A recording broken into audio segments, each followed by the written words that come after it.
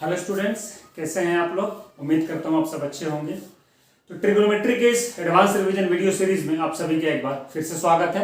मैं Vikrant Singh, Agarwal classes maths faculty, एक बार फिर से आपके पास जनरल सॉल्यूशन के क्वेश्चंस लेके आया हूँ। लास्ट वीडियो जो मैंने एंड किया था वो टाइप 5 के एल्गोरिथम को बता के एंड किया था, और मैंने कहा था कि नेक्स्ट वीडियो जब मैं बनाऊंगा तो उसमें उस एग्जाम्पल को कवर करूंगा जो मैंने उस दिन आपको होमवर्क दिया था। तो वो टाइप 5 के वो 3 एग्जाम्पल है, और इसका एल्गोरिथम मैंने क्या बताया था आपसे कि एल्जेब्रा प्लस ट्रिगो या ट्रिगो के साथ और कोई दूसरा फंक्शन इन्वॉल्व होगा, जनरली एल्जेब्रा ही होगा। तो उसमें क्या करना है, दोनों को सेपरेट करना है और एलएचएस आरएचएस का रेंज निकालना है, कॉमन रेंज ढूंढना है, और अगर कॉमन रेंज हुआ तो क्या वो सेम एक्स के लिए होगा, अगर हाँ तो सॉल्यूशन एग्जिस्ट करेगा, अदरवाइज नहीं करेगा। तो उसी के 3 एग्जाम्पल है, जरा देखते हैं तीनों एग्जाम्पल को, फिर हम बढ़ेंगे किसकी तरफ, टाइप 6 की तरफ। मैंने टाइप 6 के भी 2 क्वेश्चन लिखे हैं, तो इस पे हम बाद में आएंगे। तो जरा देखते हैं, इसको मैं क्या लिख सकता हूं, x square plus 2 equal to sine x plus cos x. Separate किया। अब अगर मैं पूछूं रेंज ऑफ एलएचएस, तो एक्स स्क्वायर प्लस 2 है, एक्स स्क्वायर का सबसे छोटा वैल्यू क्या होगा आपको पता है, 0 होगा। तो ये 2 से लेके क्या होगा, इनफाइनाइट। रेंज ऑफ एलएचएस क्या हो गया, 2 से लेकर इनफाइनाइट। अब अगर मैं पूछूं range of RHS, range of RHS, sign x plus cos x का रेंज क्या होगा, -√2 से √2, -√2 से √2। क्यों? क्योंकि ये होता है formula -a square plus b square, और इसके बीच में लाई करता है कौन, a sign x plus b cos x. ये और भी दोनों यहाँ पर क्या है, 1 है, ये बन जाएगा। अब क्लियरली तुमको क्या दिख रहा है कि जो राइट हैंड का वैल्यू है वो तो कभी √2 से बड़ा होगा ही नहीं, और लेफ्ट हैंड का वैल्यू 2 से कभी छोटा होगा ही नहीं। तो यहां पर क्या हो जाएगा, no common range, hence answer क्या होगा, नो सॉल्यूशन। आंसर क्या होगा, नो सॉल्यूशन। तो एग्जांपल नंबर 1 था हमारा, जिसका आंसर क्या हो गया, नो सॉल्यूशन। अब जरा एग्जांपल नंबर 2 को देखते हैं। ठीक है, ये क्या है जरा देखो। अब यहां पर ना साइन और कॉस था, यहां पर साइन स्क्वायर और साइन है, तो ये क्वाड्रेटिक हमको बनता हुआ दिख रहा है। एक sine square x -2 sine x है, और उसको उधर भेजोगे तो क्या बनेगा, वो एक्स स्क्वायर प्लस 3 हो जाएगा। ठीक है, अब अगर मैं इधर भी +1 कर लो और इधर भी +1 कर लो तो बेनिफिट क्या होगा हमको, जरा देखो, ये साइन एक्स -1 का होल स्क्वायर हो जाएगा। ठीक है, और equal to x square plus क्या हो जाएगा, 4 हो जाएगा। अब अगर मैं तुमसे पूछूं रेंज ऑफ एलएचएस, अब साइन एक्स का वैल्यू 0, 1 और -1 पुट करके देखो सबसे छोटा और सबसे बड़ा क्या है। 0 डालोगे तो क्या आएगा, 1। परफेक्ट स्क्वायर है तो नेगेटिव तो कभी होगा नहीं, 0 पे 1 देगा और 1 पे क्या दे देगा, 0 दे देगा। तो सबसे छोटा वैल्यू तो इसका 0 होगा, और जब -1 लोगे तो क्या दे देगा, ये 4 दे देगा। तो रेंज ऑफ एलएचएस क्या हो गया, 0,4, और range of RHS x square plus 4 है, तो 4 से लेके कहां तक, इनफाइनाइट। तो यहां पर कॉमन रेंज आया कि नहीं आया, आ गया, यस। यहां तो कॉमन रेंज ही नहीं था, यहां कॉमन रेंज आ गया। तो क्या कॉमन रेंज आ जाने से सॉल्यूशन हो जाएगा, नहीं। एक्स के जिस वैल्यू के लिए ये कॉमन दे रहा है, और ये जो दे रहा है, सॉरी, एक्स के जिस वैल्यू के लिए 4 दे रहा है, क्या उसी वैल्यू के लिए भी 4 दे रहा है, आंसर नो। तो आप एलएचएस जो है वो ये वाला वैल्यू कब देगा हमको, 4, जब ये -1 होगा, और -1 कब होता है, ये 3π/2 पर। तो x इक्वल टू क्या, 3π/2, या इसको तुम जनरलाइज भी कर सकते हो। आरएचएस कब देगा, x इक्वल टू 0 पर। क्या x इक्वल टू 0 पर ये कभी भी 4 दे पाएगा, कभी नहीं दे पाएगा, क्योंकि 0 पर तो 0 हो जाएगा, और 0 -1 क्या हो जाएगा, 1 हो जाएगा। तो कॉमन रेंज तो आया, लेकिन दोनों का x सेम नहीं है, तो स्टिल इसका आंसर क्या हो जाएगा, नो सॉल्यूशन। तो स्टिल इसका आंसर क्या होगा, नो सॉल्यूशन। तो कॉमन रेंज आने का ये मतलब नहीं कि सॉल्यूशन होगा ही। तो यहां तो कॉमन रेंज ही नहीं आया, तब नो सॉल्यूशन था, यहां कॉमन रेंज आके भी नो सॉल्यूशन है। क्यों? क्योंकि सेम एक्स के लिए कॉमन रेंज नहीं आ रहा है। तो सॉल्यूशन एग्जिस्ट कब करेगा, जरा देखते हैं।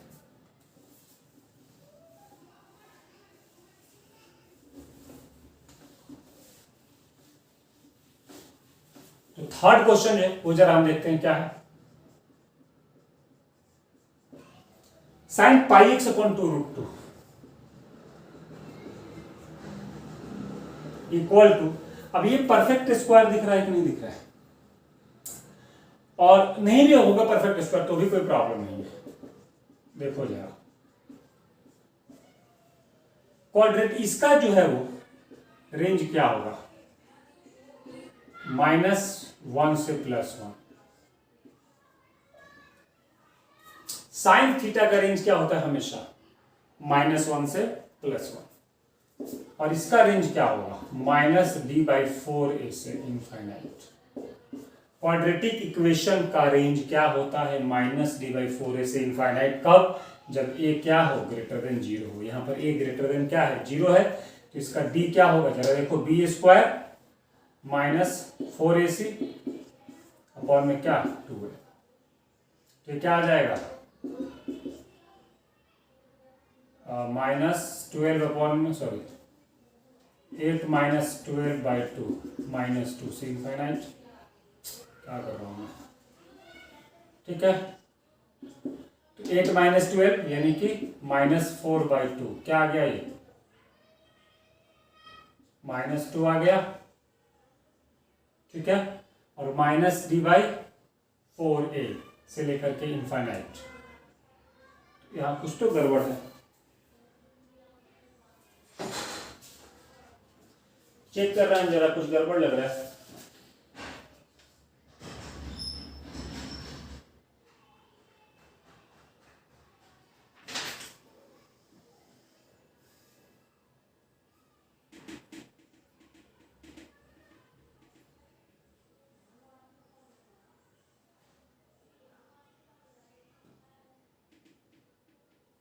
x - √2 का होल स्क्वायर +1।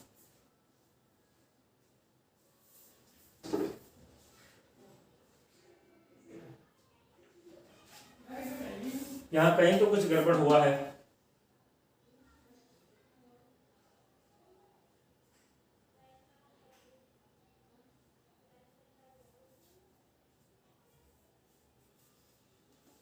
कुछ तो गड़बड़ हुआ, चलो ठीक है, इसको हम ऐसे भी लिख सकते हैं। अगर जरा देखें, x माइनस, इस इक्वेशन को अगर मैं देखूं जरा, तो ये क्या है, x - √2 का होल स्क्वायर +1। इस इक्वेशन को मैं ऐसे भी लिख सकता हूं। तो अगर मैं इसको मिटा करके यहाँ पे लिख लूं, x - √2 का होल स्क्वायर +1, जरा देखो, यही था ये x² - 2√2x + 3। तो इसको मैंने क्या लिख लिया, x - √2 का whole square +1, x² - 2√2x plus जो है वो √2 का होल स्क्वायर, तो 2 और +1 क्या 3, ठीक है। अब इसका रेंज क्या हो जाएगा, ये 0 होगा कि नहीं होगा, तो 1 से इनफाइनाइट होगा कि नहीं होगा। तो कॉमन तो आया दोनों में, कॉमन रेंज तो आ गया क्या 1। अब LHS equal to 1 at x equal to, और RHS equal to 1 at x equal to, ये बड़ा इंपॉर्टेंट है। अगर दोनों जगह सेम x आ जाए तो हमारा काम हो जाएगा, ठीक है। तो पहले हम RHS को देखते हैं जरा, ये 1 कब देगा, जब ब्रैकेट 0 होगा, यानी कि एट x इक्वल टू क्या √2। इसको मैं ऊपर लिख लेता हूं, RHS equal to 1 at x equal to √2। तो LHS 1 कब देगा, x की जगह नहीं, ये पूरा साइन थीटा 1 कब होगा, जब πx अपॉन 2√2 ये π/2 हो जाए, ठीक है। जब πx अपॉन 2√2 π/2 के इक्वल होगा तभी तो 1 होगा। तो यहां से x जरा देखो, तो π/2 से π/2 कट गया, x इक्वल टू √2 आया कि नहीं आया। तो LHS और RHS दोनों जो है वो कॉमन रेंज दे रहा है सेम x के लिए। तो यस, x बराबर √2 इज द ओनली सॉल्यूशन। तो यहां पर कोई जनरल सॉल्यूशन एग्जिस्ट नहीं करेगा, सिर्फ एक सॉल्यूशन एग्जिस्ट करेगा, और वो कौन होगा, x इक्वल टू √2। तो अगर ट्रिगोनोमेट्री के साथ अदर इक्वेशन मिक्स हो तो हमारा जो है वो तरीका ये होगा कि LHS RHS का रेंज निकालेंगे और उस रेंज को निकालने के बाद हम कॉमन रेंज ढूंढेंगे, और कॉमन रेंज ढूंढने के बाद चेक करेंगे कि क्या वो कॉमन रेंज सेम एक्स के लिए है, अगर हाँ तो सॉल्यूशन होगा, अदरवाइज सॉल्यूशन नहीं होगा। अब टाइप जो हमारा 6 है, जरा इसको देखते हैं। टाइप 6 में क्या होगा, जरा ध्यान दो तुम। ट्रिगो प्लस अदर तो होगा, साथ में यहां पे जो है वो अलग अलग वेरिएबल हो जाएगा। तो टाइप 6 ये कहता है trigo plus other with different variable. ये क्या कहता है, trigo plus others with different variables. ठीक है, तो अब इसमें सेम तरीका है। सबसे पहले सेपरेट करो उनको, LHS इक्वल टू क्या, RHS। दूसरा फाइंड रेंज, ठीक है। तीसरे में क्या, चेक कॉमन रेंज। यहां पर हमको चेक करना है कॉमन रेंज। अगर कॉमन रेंज होगा यहां पर तो 100% सॉल्यूशन होगा। इसमें कॉमन रेंज होने के बाद हम एक्स को चेक करें, तो यहां चेक नहीं करेंगे क्योंकि इसका रेंज y के लिए होगा, एक का रेंज y के लिए होगा, एक का रेंज x के लिए होगा। तो फॉर एनी एक्स और फॉर एनी y, वो दोनों को हम इक्वेट कर सकते हैं। तो चेक कॉमन रेंज, अगर यस हुआ और अगर नो हुआ, यस में सॉल्यूशन एग्जिस्ट करेगा, नो में क्या हो जाएगा आंसर, नो सॉल्यूशन। क्या बोर्ड पे विजिबल है जो मैंने लिखा, yes it is quite visible. ठीक है, तो कॉमन रेंज हम ढूंढेंगे। अगर कॉमन रेंज मिल गया, अब यहां पर चेक नहीं करना सेम एक्स के लिए हो रहा है कि नहीं, क्योंकि एक्स तो है ही नहीं। एक साइड में जो है वो ट्रिगो है और एक साइड में दूसरा है, और साथ में वेरिएबल भी अलग अलग हैं। जैसे देखो इधर ट्रिगो है एक्स में और अलजेब्रा है वाई में, तो अगर इन दोनों का रेंज इक्वल हो गया तो 100% सॉल्यूशन होगा। ठीक है, ठीक है। वहां पर आपको ये नहीं देखना कि एक्स और वाई, क्योंकि दोनों वेरिएबल सेम नहीं है, अलग अलग, और इन दोनों में कोई रिलेशन भी दिया हुआ नहीं। तो एग्जांपल से जरा देखते हैं। 5 sin x plus 12 cos x equal to ये है। ठीक है, तो अब इसका हम रेंज निकालेंगे। तो इसका रेंज क्या होता है, तुमको पता है a sin x plus b cos x का रेंज क्या होता है, minus under root a square plus b square. तो ये इसका क्या होगा, -13 से लेके +13, ये इसका रेंज हो जाएगा। क्योंकि 5 का स्क्वायर प्लस 12 का स्क्वायर जो है वो 169 होगा, और उसका स्क्वायर रूट क्या हो जाएगा 13। और इसका रेंज क्या होगा, तो इसको तुम क्या लिख सकते हो, y - 2 का होल स्क्वायर प्लस 13। तो इसका रेंज हो जाएगा 13 से इंफिनिट। तो क्या यहां पर तुमको कॉमन रेंज मिला, यस, क्या मिला 13। तो 100% यहां पर सॉल्यूशन एग्जिस्ट करेगा। ठीक है, और उस सॉल्यूशन क्या होगा, तो x का अलग होगा और y का अलग होगा। तो यहां पर अगर पूछेगा y क्या होगा जब इसका सॉल्यूशन एग्जिस्ट करेगा, तो किस x और किस y के लिए होगा, तो दोनों तुमसे पूछ सकता है, x भी पूछ सकता है, y भी पूछ सकता है। तो 100% सॉल्यूशन एग्जिस्ट, और वो सॉल्यूशन क्या होगा, तो वो जो सॉल्यूशन होगा वो होगा y = 2, क्योंकि जब y 2 लोगे तो ये 13 देगा, एंड x इक्वल, तो तुम यहां से लाओगे x, तो किस, ये 13 कब देगा, 5 sin x plus 12 cos x। ये 13 कब देगा, जब sin x plus alpha equal to 1 हो जाए, और यहां पर जो है वो cos अल्फा क्या हो जाए 5/13। समझ में आया क्या, ठीक है।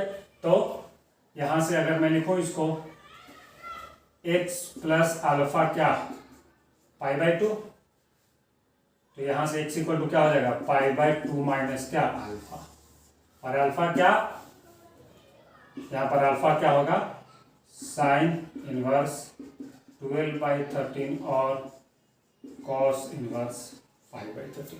दोनों को साइड को मैंने 13 से डिवाइड करके और क्या किया, जो है वो साइन ए कॉस बी में कन्वर्ट कर लिया। ठीक है, तो इस तरह से y ये होगा और x ये होगा, तो कॉमन रेंज आते ही सॉल्यूशन एग्जिस्ट कर जाएगा। तो ये हमारा कौन सा क्वेश्चन था, जो है वो फर्स्ट क्वेश्चन था। सेम पैटर्न पे हम सेकंड क्वेश्चन को भी सॉल्व करके जरा देखते हैं। इस तरह से जो है तुम रेंज निकाल करके सॉल्व कर सकते हो। 4 cosec square pi equal to minus y square plus 4y, क्योंकि ये प्लस में था तो मैंने उसको उधर भेज के माइनस कर लिया। अब जाए देखो इसका रेंज क्या होगा। तो तुमको पता है कॉसेक स्क्वायर का सबसे छोटा वैल्यू 0 होगा क्या? नहीं, सबसे छोटा वैल्यू 1 होगा, क्योंकि कॉसेक थीटा का रेंज क्या होता है? माइनस इनफाइनाइट से माइनस 1 यूनियन 1 से इनफाइनाइट। तो अगर तुम स्क्वायर कर दोगे तो ये सिर्फ 1 से लेके इनफाइनाइट होगा। तो इसका सबसे छोटा वैल्यू क्या हो जाएगा? 1। तो यहां पर जो रेंज होगा इसका रेंज क्या हो जाएगा? 4 से इनफाइनाइट, क्योंकि बाहर क्या लगा हुआ? 4 लगा हुआ है, ठीक है। और इधर क्या हो जाएगा? इसका रेंज क्या होगा? तो इसको तुम क्या लिख सकते हो, जरा देखो तो, माइनस वाई माइनस 2 का whole square plus 4, sorry minus 4, ठीक है। ब्रेक करोगे तो वाई स्क्वायर और माइनस 4y और प्लस 4, तो प्लस 4 माइनस 4 कैंसिल हो जाएगा, बाहर एक माइनस है तो उसको ये बना देगा। तो अब इसका जो है वो रेंज क्या होगा?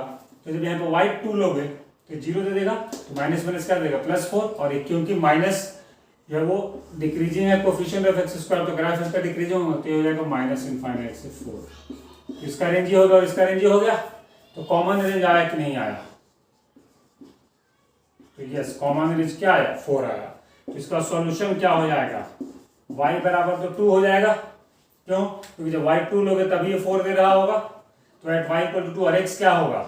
तो जो cosec square pi into x plus y क्या देगा? 1 देगा, तभी जाकर के 4 बनेगा। तो इसके लिए फिर इसको तुमको क्या देना पड़ेगा? ये 1 कब देता है? पाई बाई 2 पर। किस पर देता है? पाई बाई 2 पर, यानी कि pi into x plus y क्या हो जाएगा? Pi by 2।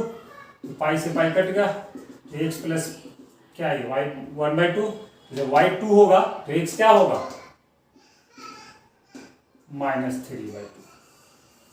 तो एक सॉल्यूशन y बराबर 2 के साथ ये बन जाएगा क्लियर। तो x -3/2 और y equal to 2 is solution of this equation. तो इस तरह से तुमने इसको भी सॉल्व कर लिया। तो ये हमने अब तक कितने टाइप देखे? 6 टाइप देखे। अभी 2 टाइप और बचा है, तो इसको नोट करो क्योंकि बहुत इंपॉर्टेंट है। ये एग्जाम में जेईई मेन और एडवांस में बहुत सारे क्वेश्चन हैं जो जनरलाइजेशन तक जाते हैं, तो तुम्हें ये पता होना चाहिए। तो 2 टाइप और है, उसको हम कवर करेंगे, इसको तब तक नोट करो।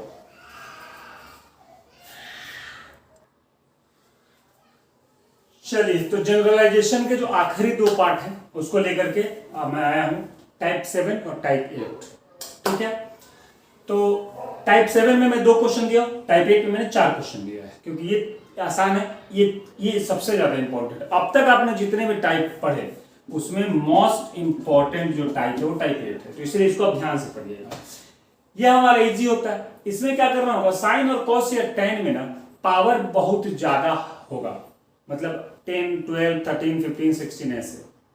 तो उसमें क्या करना है? आधे ट्रिको को एक साथ, आधे ट्रिको को एक साइड करके एलएचएस आरएचएस करके रेंज निकाल के सॉल्व करना है। आसान है, देखिए कैसे। साइन 8x, इस कॉस को उस साइड भेज दो आप। अब दोनों का रेंज निकालो जरा, ठीक है। तो इसका रेंज क्या होगा? 1, 0 से लेकर के 1, ठीक है, क्योंकि इसका मीन पावर क्या इवन है। जब पावर इवन होता है तो उसका वैल्यू 0 हो जाएगा छोटा सबसे, और मैक्सिमम तो 1 होगा ही, इक्वल टू इसका सबसे छोटा वैल्यू 0 होगा, तो 1 + 0 क्या? 1, और सबसे बड़ा वैल्यू क्या हो जाएगा इसका? 1, तो 1 + 1 क्या? 2। तो यहां भी वही कॉमन रेंज का कॉन्सेप्ट अप्लाई होगा। तो कॉमन रेंज क्या आ गया? 1 आ गया कि नहीं आ गया? अब ये कॉमन रेंज 1 कब देगा? जब साइन 8x क्या देगा? 1। तुम चेक कर सकते हो 100% यहाँ पर दोनों सेम x के लिए देगा, क्योंकि दोनों ट्रिगो है। ट्रिगो पर असल जेब्रा होता तो हम चेक करते कि सेम x के लिए दे रहा है कि नहीं। यहाँ चेक करने की जरूरत नहीं है क्योंकि दोनों से ट्रिगो है, ये तभी होगा, ठीक है। साइन 8x इक्वल टू क्या? 1। तो साइन x इक्वल टू क्या? +-1। साइन x इक्वल टू क्या? +-1, ठीक है। आप तुम इसको जनरलाइज कर सकते हो, एक बार +1 लेके एक बार -1 लेके, या तुम चाहो तो ऐसा कर सकते हो, cos 8x इक्वल टू क्या? 0। तो cos x इक्वल टू क्या, 0, तभी पॉसिबल होगा ये। और cos x अगर 0 हो तो x क्या होता है, cos x 0 कब कब होता है, sin x का 10 पाई होता है, odd multiple of pi by 2, odd multiple of pi by 2। ठीक है, odd multiple of pi by 2 पर क्या हो जाएगा, 0 हो जाएगा। तो odd multiple of pi by 2 पर ये क्या दे देगा, प्लस माइनस 1 दे देगा, क्योंकि even multiple of pi by 2, even multiple of pi by 2 पर तो ये 0 हो जाता है। तो तुमको ये भी दिमाग में रख सकते हो कि odd sign x plus minus 1 कब देता है, जब एक्स क्या हो, odd multiple of pi by 2। ये दोनों सेम ही आएंगे हमेशा, चाहे इसको सॉल्व करो चाहे इसको सॉल्व करो। तो सिमिलरली अगर तुम इसको सॉल्व करने की कोशिश करो तो वो भी देख लो क्या हो जाएगा, इसको नोट कर लो। अगर एग्जाम्पल 2 की बात करूं तो sine 10x equal to 1 plus cot 8x। Power क्या इसका, इवन है। इसका सबसे बड़ा वैल्यू क्या होगा, ये होगा, और इसका सबसे जो है वो छोटा वैल्यू क्या होगा, मतलब इसका रेंज क्या होगा 0 से 1, और इसका रेंज क्या होगा कॉट 8x। तो कॉट का तो रेंज रियल नंबर होता है, लेकिन जैसे पावर इवन हमने किया, जैसे हमने पावर इवन किया, इसका मिनिमम वैल्यू 0 हो जाएगा, तो ये 1 से लेके इनफाइनाइट हो जाएगा। तो यहां से अगर मैं पूछूं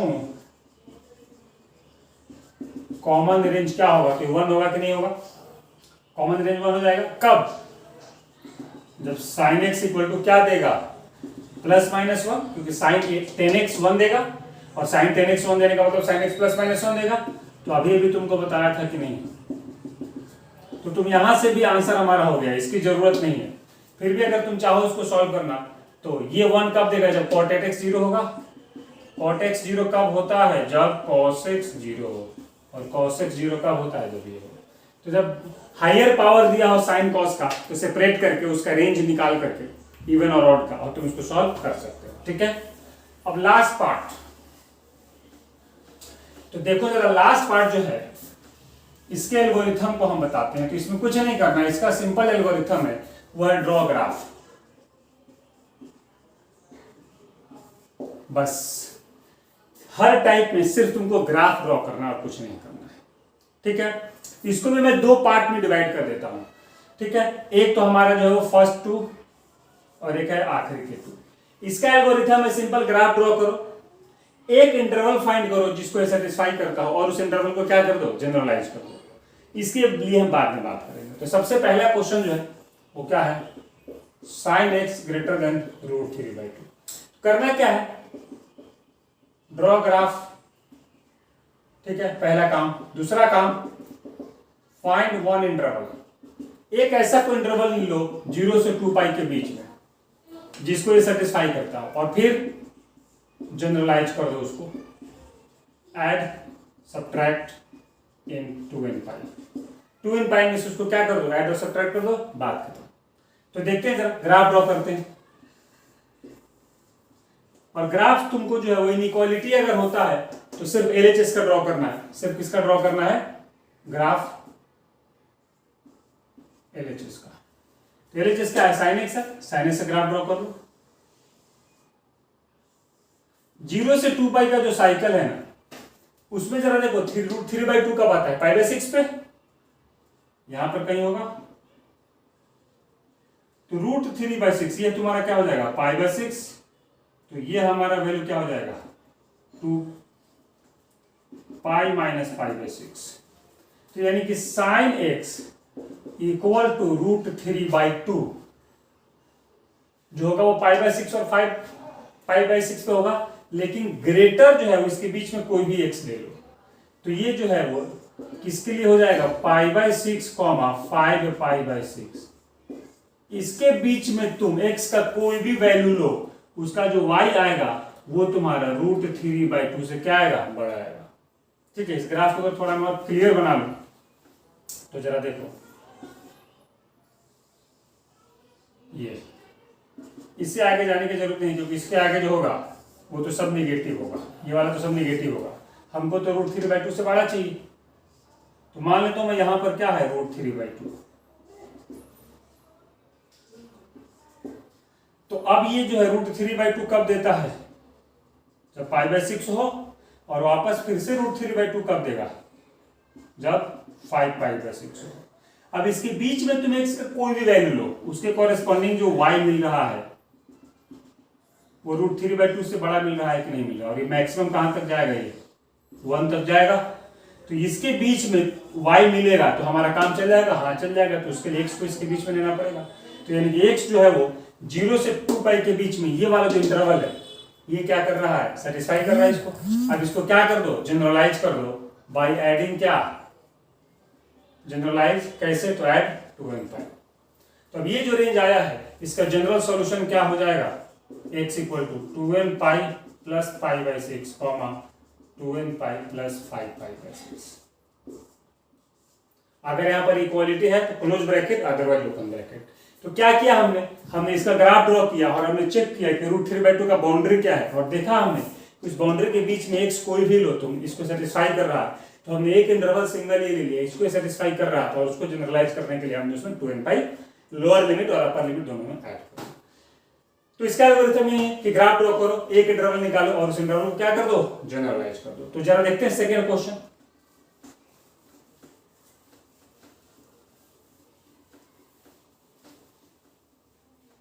ठीक है, जरा सेकेंड क्वेश्चन देखते हैं। tan x > क्या दिया, 1 दिया है। ग्राफ ड्रॉ करो जरा tan x का।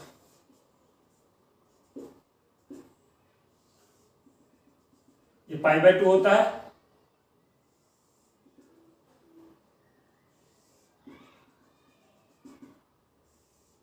और ये पाई होता है। तो मैंने बोला था कि 0 से π के बीच में एक इंटरवल निकालो, 1 कहीं यहां पर होगा, जरा देखो ये वैल्यू क्या होता है, π/4 होता है कि नहीं होता है।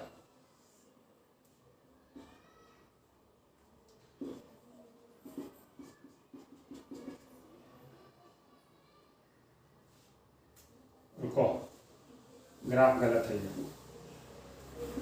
दोबारा से ग्राफ ड्रॉ करते हैं इसका।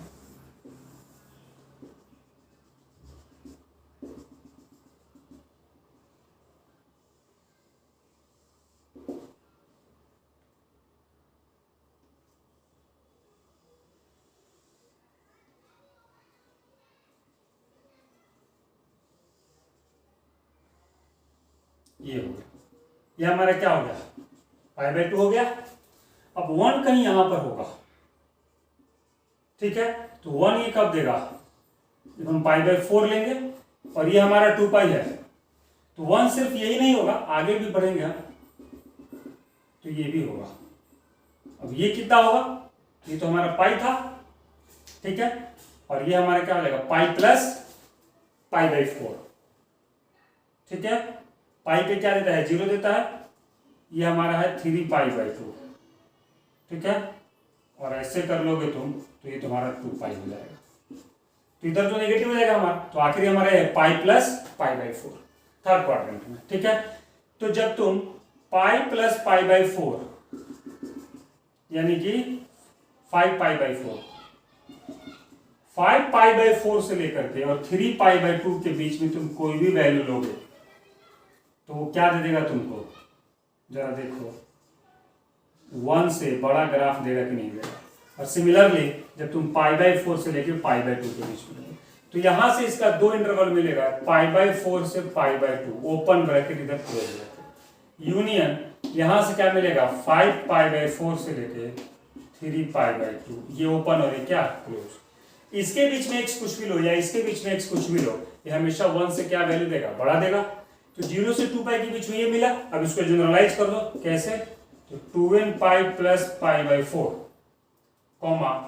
2n π + π/2, यहाँ ओपन यहाँ क्लोज। ये तो एक का जनरलाइजेशन हो गया, यूनियन दूसरे को भी जनरलाइज करोगे तो ये क्या होगा 2n π + 5π/4 2n π + 3π/2, यहाँ ओपन और यहाँ क्या क्लोज। ये इसका आंसर हो गया। तो दिखने में कितना छोटा क्वेश्चन था ये, बट देखो इतना आसान नहीं है। तो ग्राफिकली हम इसको बहुत आसानी से सॉल्व कर सकते हैं। तो ये इसका सॉल्यूशन हो गया। अब आते हैं जरा इस दोनों क्वेश्चन पे और इनके बाद जरा करते हैं कैसे करेंगे। तो ऐसे क्वेश्चन में क्या करना है, हमको सिर्फ ग्राफ ड्रॉ करना है। LHS और RHS को सेपरेट करके ग्राफ ड्रॉ कर देना है।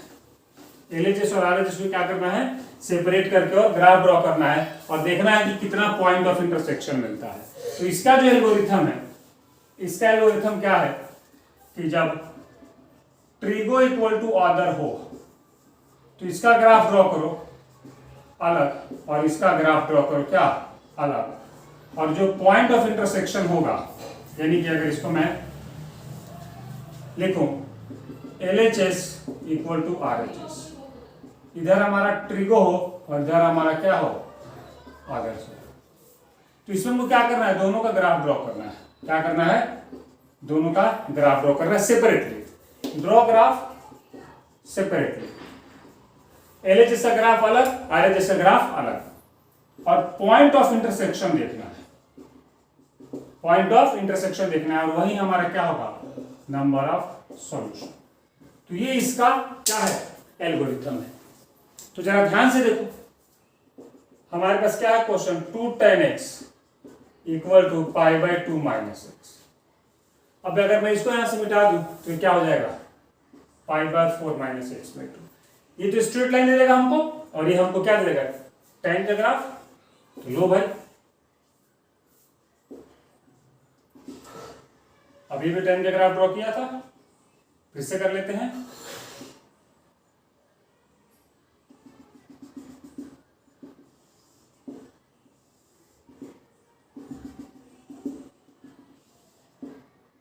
ये हो गया। अब इसका ग्राफ ड्रॉ करते हैं, इस पूरे को y मान लो, ठीक है, यानी कि y इक्वल टू π/4 - x/2। तो जब x 0 लोगे तो y क्या मिलेगा, π/4, यानी कि ये कहीं पर यहां इस पॉइंट से पास हो रहा होगा, और जब y 0 लोगे तो x क्या मिलेगा, जब y 0 लोगे तो x क्या मिल जाएगा, x/2 इक्वल टू π/4, x हो जाएगा π/2, यानी कि ये π/2 है हमारा। तो ये इस पॉइंट से पास हो गया, 2 पॉइंट हो गए, स्ट्रेट लाइन ऐसा बन जाएगा ये, ठीक है। तो ये जहां जहां कट करेगा उतने सॉल्यूशन होंगे इसके, जहां जहां ये कट करेगा ग्राफ को उतने सॉल्यूशन होंगे। तो ये तो इनफाइनाइट बार कट करेगा, ये पूरा नीचे तक जाएगा और ये आगे भी ग्राफ बढ़ता जाएगा, तो इसके टोटल सॉल्यूशन कितने होंगे, इनफाइनाइट होंगे। लेकिन अपने को इस क्वेश्चन में बोला था, मैंने जो मिटा दिया वो ये था कि 0 से 2π के बीच में बताओ। ऐसे क्वेश्चन हमेशा कोई ना कोई तुमको रेंज दे देगा। तो जरा देखो, ये हमारा क्या है, 2π है, तो हमको अब इसके आगे नहीं बढ़ना है। तो इसके आगे देखो जरा, एक ये मिल रहा है, एक ये मिल रहा है और एक ये मिल रहा है। तो 0 से 2π के बीच में कितनी जगह पे कट कर रहा है ग्राफ को, ये स्ट्रेट लाइन 3 बार कट कर रहा है, 1 2 और क्या 3। तो यहां से टोटल सॉल्यूशन क्या हो जाएगा, 3। ऐसे क्वेश्चन में कभी तुमसे ये नहीं पूछेगा कि वो सॉल्यूशन है कौन कौन, यानी कि x के वैल्यूज नहीं पूछेगा तुमसे, सीधा तुम्हें सॉल्यूशन पूछेगा। तो 1 सॉल्यूशन, 2 सॉल्यूशन और यहां पर क्या 3 सॉल्यूशन, ठीक है। तो वैसे ही जो हमारा दूसरा क्वेश्चन है जरा वो देखो,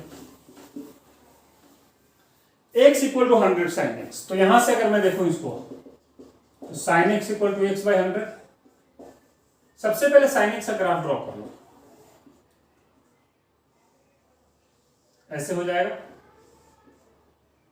ठीक है।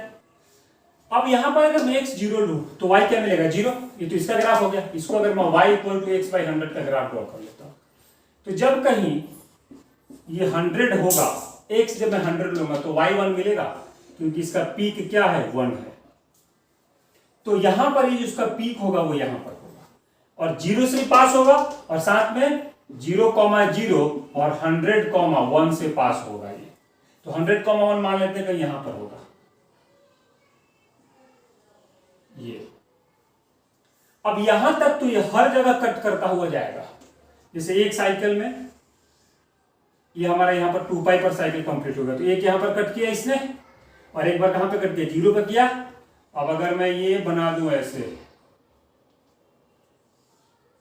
ठीक है, तो फिर ये हमारा क्या हो गया, 2π के बाद ये हमारा 3π हो गया, और ये हमारा क्या हो गया, 4π हो गया। तो 2π से लेकर के 4π के बीच में जरा देखो, यहां भी कट कर रहा है, ये ऐसे कट करता हो जाएगा हर जगह, लेकिन इसके बाद ये कट नहीं करेगा। इसके बाद ये कट नहीं करेगा। क्यों? क्योंकि 1 तो जो है वो सीधा निकल जाएगा, ग्राफ तो इसके नीचे से ही बढ़ता रहेगा। और ये अब जब तुम x 100 से बड़ा लोगे तो y क्या मिल जाएगा, जब x ग्रेटर देन 100 लोगे तो y ग्रेटर देन क्या मिल जाएगा, 1 मिल जाएगा। तो कभी कट नहीं करेगा। तो इसके बाद नो सोल्यूशन आएगा, इसके पहले तक सोल्यूशन आता रहेगा। बट हमसे तो 0 से 2 पाई के बीच में पूछा है, तो जरा 2 पाई तो यहाँ पर है, तो हमको सिर्फ कितना सोल्यूशन मिला है, टोटल सोल्यूशन इक्वल टू क्या, 2। एक तो 0 क्योंकि यहाँ पर इंक्लूड है, और एक। अच्छा, इसको थोड़ा सा मॉडिफाई कर देता हूँ, यहाँ पर मैं 10 कर देता हूँ। क्या कर देता हूँ मैं यहाँ पर, 10 कर देता हूँ, ठीक है। और मैं रेंज हटा देता हूं, मैं क्या करता हूं, रेंज हटा देता हूं। मैं बोलता हूं sin x equal to x by 10 all solution कितना होगा, ठीक है। जरा देखो,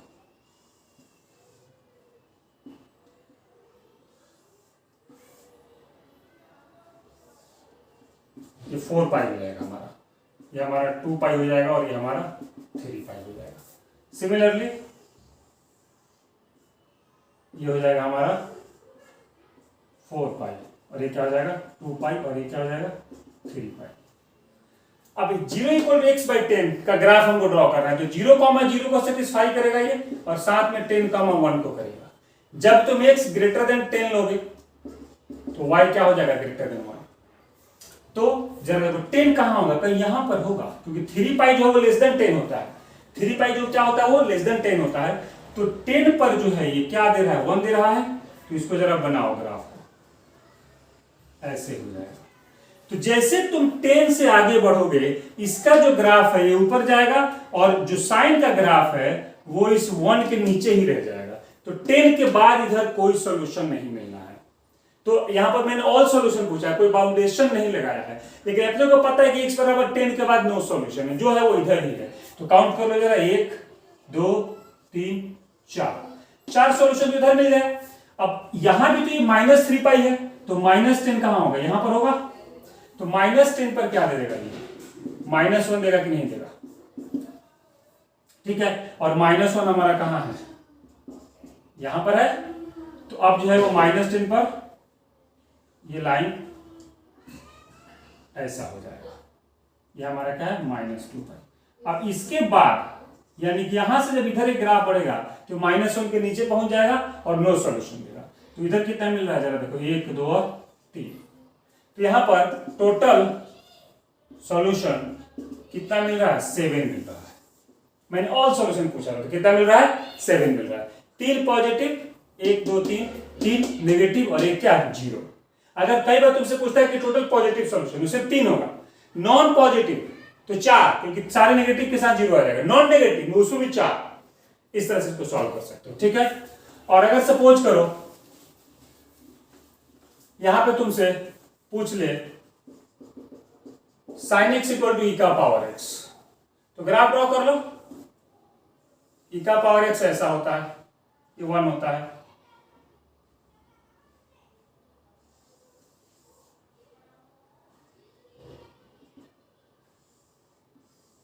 ऐसा। अब अगर मान लो यहां पर लगा दे कंडीशन 0 से 2 पाई, मैं यहां पे लिखता जाता हूं, 0 से अगर 2 पाई लगा दे तो आंसर क्या होगा, नो सॉल्यूशन। जरा देखो, 0 के बाद तो कोई सॉल्यूशन नहीं होगा, क्योंकि ये 1 है। e का पावर x, ये तो ऊपर निकल जाएगा, ग्राफ नीचे ही रह जाएगा, ठीक है। तो 0 से 2 पाई नो सॉल्यूशन। अगर तुमसे पूछे पॉजिटिव सॉल्यूशन, तो भी आंसर क्या होगा, नो सॉल्यूशन। पॉजिटिव एक भी सॉल्यूशन नहीं होगा। अब अगर कंडीशन लगा दे कि फॉर -2 पाई से 0, तब तुमको यहां मिल जाएगा सॉल्यूशन। तो ये हमारा क्या है, -2 पाई है, एक ये और एक ये, क्या मिल जाएगा हमको, 2 सॉल्यूशन। तो इस तरह से अगर अलग अलग नेचर का फंक्शन को मिला दे और पूछे कितने सॉल्यूशन हैं, तो तुम दोनों को सेपरेट करके और ग्राफ ड्रॉ करके सॉल्व कर सकते हो। तो ये हमारा सारा का सारा ट्रिग्नोमेट्री था। आई होप आपको पूरा कंप्लीट ट्रिग्नोमेट्री समझ में आया हो। हमने जो अब तक कंप्लीट कर लिया वो जनरलाइजेशन से लेकर के और जो है वो सारा बेसिक ट्रिग्नोमेट्री कंप्लीट कर लिया।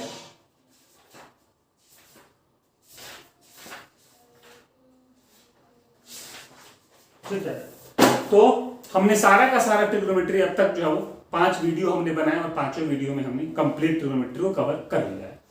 तो ये जो हमारा जनरलाइजेशन था ये बहुत इंपॉर्टेंट है, क्योंकि जेईई मेन में बहुत ज्यादा क्वेश्चन और जेईई एडवांस में जनरलाइजेशन से आता है। इसीलिए मैंने जनरलाइजेशन को अकेले 2 वीडियो का स्पेस दिया और अच्छे से आठों टाइप को समझाया है। तो आई होप आपको ये सारा का सारा जनरलाइजेशन समझ में आया हो ट्रिग्नोमेट्री का। अगर कहीं कोई डाउट है किसी भी टाइप में, कमेंट बॉक्स में जाके कमेंट करो। किसी भी वीडियो में कुछ भी प्रॉब्लम कमेंट करो, कोई डाउट हो टाइप करके सेंड करो, हम सॉल्यूशन भेजेंगे उसका। ठीक है, रिवीजन करते रहो आराम से। वीडियो को लाइक करो, अगर पसंद आए तो सब्सक्राइब भी करो इस चैनल को, ताकि आगे से जब भी कोई वीडियो अपलोड हो आपको मिल जाए। और अपने दोस्तों में शेयर भी करो अगर समझ में आए तो। उम्मीद करता हूं आपको ट्रिग्नोमेट्री का पूरा कंप्लीट सीरीज समझ में आया हो। अगली बार मिलेंगे अगले चैप्टर के रिवीजन के साथ। तब तक अपना और अपनों का ख्याल रखें। मैं विक्रांत सिंह आप सभी से विदा लेता हूं। Good bye.